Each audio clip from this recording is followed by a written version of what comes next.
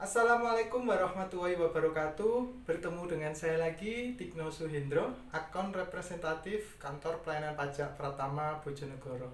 Senang sekali saya dapat berjumpa dan mungkin menyapa teman-teman saya di Public Speaking DJP Asuhan Uda Dendi.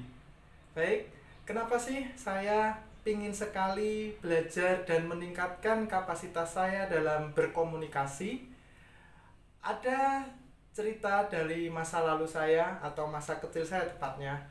Saya terlahir dari 4 bersaudara. Kebetulan saya adalah anak paling bungsu, dimana ketika kakak saya telah pergi ke rumah untuk mencari pekerjaan atau menjemput rizki mereka masing-masing, saya masih berada di rumah dengan segala kemampuan saya atau kebutuhan untuk membantu orang tua saya.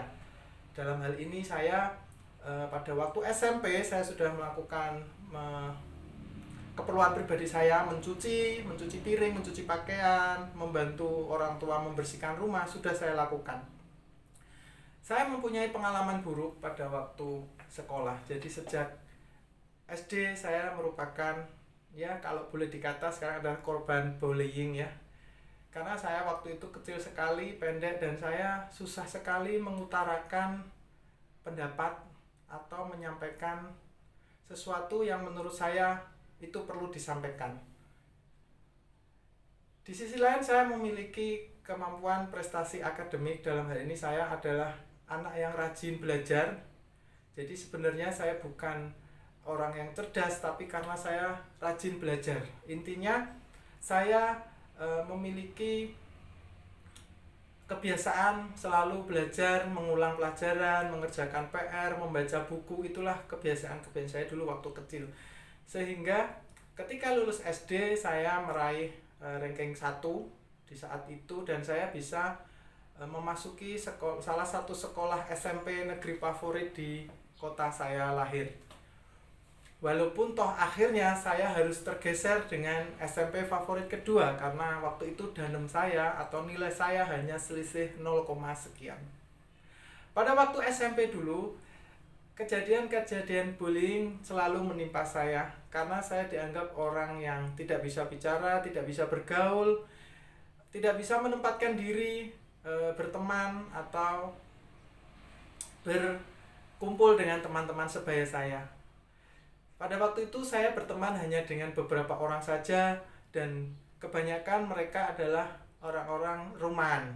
Karena saya sejak kecil seperti yang saya ceritakan tadi, saya terbiasa berada di dalam rumah. Saya tidak terbiasa berada di luar rumah.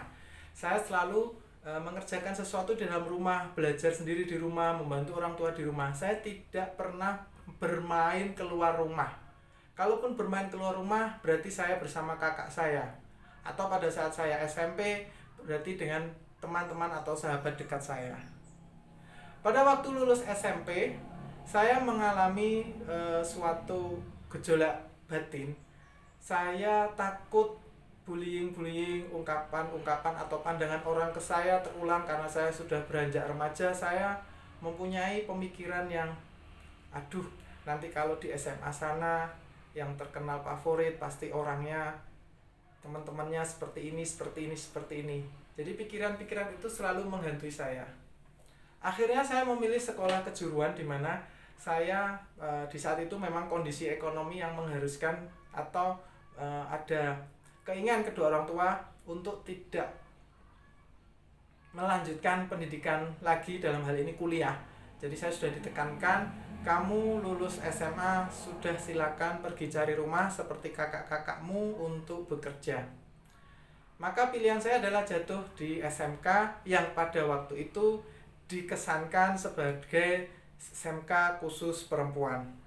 Karena kalau di kota kami sudah dipisah-pisah, SMK ada SMK pada waktu itu SEMEA ya, bahasanya SEMEA sama STM. Nah, STM adalah khusus laki-laki, SEMEA khusus perempuan. Namun saya melakukan hal tersebut bukan tanpa alasan, karena saya lebih suka sering membaca daripada praktek-praktek seperti mesin dan sebagainya.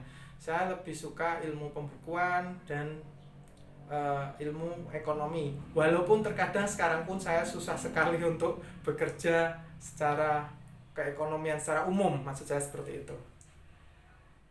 Di sekolah SMK ini saya sudah mulai bisa untuk menempatkan diri, sudah bisa mulai mengungkapkan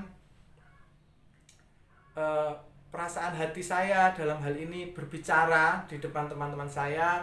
Saya juga didaulat atau ditunjuk terpilih sebagai mulai dari pengurus koperasi, ketua kelas dari kelas 1 sampai kelas 3, pengurus OSIS dan segala organisasi yang banyak sekali waktu itu di sekolah saya, termasuk perwakilan pengurus pramuka. Dalam hal ini adalah gugus kerja DKR, Dewan Kerja Ranting Kecamatan pada waktu itu. Itu suatu kebanggaan tersendiri bagi saya. Akhirnya saya bisa dilihat sama orang lain bahwa saya mampu untuk berada di depan memimpin teman-teman yang lain. Tapi sebenarnya itu bukanlah impian saya yang sesungguhnya. Saya di sini hanya ingin belajar terus memperbaiki komunikasi dengan orang lain, di mana suatu hari di suatu pendidikan kedinasan saya ada tes terkait karakter peserta diklat tersebut. Pada diri saya adalah orang yang bertipe ingin selalu didengarkan atau selalu menguasai pembicaraan. Dan itu memang saya rasakan benar adanya. Karena setiap kali saya waktu itu dinas sebagai petugas TPT front office, saya tidak suka apabila wajib pajak saya menyela apa yang sudah saya informasikan atau saya sampaikan kepada mereka. Saya cenderung menguasai pembicaraan. Saya tidak suka apabila pembicaraan saya disela sama orang lain. Begitu juga sebaliknya, saya juga tidak suka menyela pembicaraan orang lain. Saya tipenya orang yang ingin mendengarkan dan sekaligus ingin menyampaikan sesuatu jika berbeda pandangan kepada orang tersebut. Di sini saya kebetulan ketika diangkat menjadi akun representatif, saya berada di seksi ekstensifikasi dan penyuluhan, di mana waktu itu atasan saya mengharuskan saya untuk selalu memberikan edukasi kepada wajib pajak. Saya selalu diberikan kesempatan. Dari situlah saya ingin selalu belajar dan belajar. Saya mencari berbagai sumber literasi, termasuk tokoh-tokoh dalam hal ini yang bisa saya lihat di media sosial mereka, salah satunya Uda Dendi, kemudian banyak lagi seperti Kak Ani, kemudian juga banyak tokoh-tokoh internal kita yang suka sekali tampil di publik. Dari situlah saya berpikir enak ya ternyata kalau bisa berbicara di depan umum, didengarkan orang banyak, kita bisa menyampaikan pesan kita, mengajak seseorang berbuat kebaikan, dan tentunya itu sejalan dengan pemikiran saya. Daripada kita hanya duduk diam mengikuti orang tanpa tahu apa isi hati kita. Jadi saya mengambil langkah untuk selalu berada di barisan terdepan untuk mengkomunikasikan apa yang ada di pikiran kita. Mungkin tugas kita secara umum atau kepentingan institusi kita secara luas.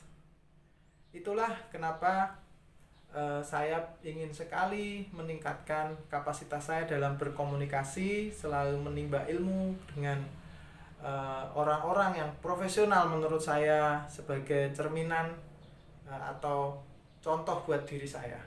Terlepas saya masih banyak sekali kekurangan, tentunya dengan segala kapasitas saya ini, saya selalu mencari atau berupaya mencari kesempatan-kesempatan.